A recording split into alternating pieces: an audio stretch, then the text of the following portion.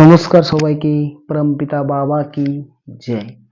আজকের আলোচ্য বিষয় হলো যোগা বলতে আমরা কি বুঝি, যোগার সঠিক ব্যাখ্যাটা কি, সেটা আজকে আমরা জেনে নেব। হ্যাঁ, দর্শন শাস্ত্র মতে যোগা সম্পর্কে বিভিন্ন দার্শনিক বিভিন্নভাবে মত প্রকাশ করেছেন।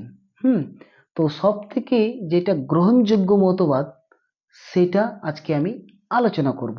হুম আর সব থেকে গ্রহণযোগ্য মতবাদ ভগবান শ্রীকৃষ্ণ বলেছেন যোগ কর্ম সুকৌশলম, অর্থাৎ আমরা যে কর্ম করি, দৈনন্দিন জীবনে যা কিছু করি না কেন, খাওয়া, দেখা, পড়াশোনা, সবকিছু কি এক একটা আমাদের কর্ম, তাই তো?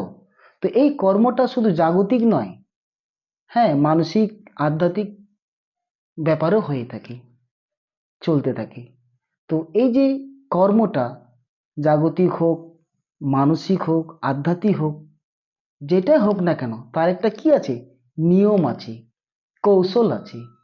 আর এই কৌশল আর নিয়ম যে যত বেশি আয়ত্ত করতে পারবে সে তত বেশি কি, হ্যাঁ, সাফল্য অর্জন করতে পারবে, তাই তো? ধরো, হ্যাঁ, ধরো আমাদের কাছে কাগজ আছে, তুলি আছে, রং আছে, থাকলে কি আমরা ছবি আঁকতে পারবো ভালো? তার জন্য কি করা দরকার? ছবি আঁকার জন্য ভালো কৌশল আয়ত্ত করতে হবে, তাই তো?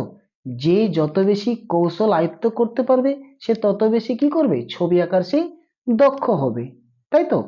তো সেরকমই ভগবান শ্রীকৃষ্ণ বলেছেন যে মানব জীবনের সব থেকে চরম লক্ষ্য হচ্ছে আনন্দ ঘন সত্তা পরম পুরুষ।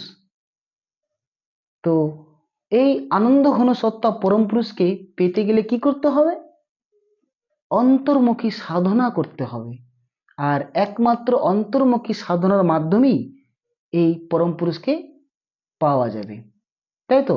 তো অন্তর্মুখী সাধনার যে কৌশল বা নিয়ম যে যত বেশি আয়ত্ত করতে পারবে, হ্যাঁ, ঠিক সে তত কাছাকাছি পরম পুরুষের যাবে, তাই তো? তো আমরা আজকে জেনে নিলাম যে ভগবান শ্রীকৃষ্ণের মতে যোগ ব্যাখ্যাটা কেমন, তাই তো?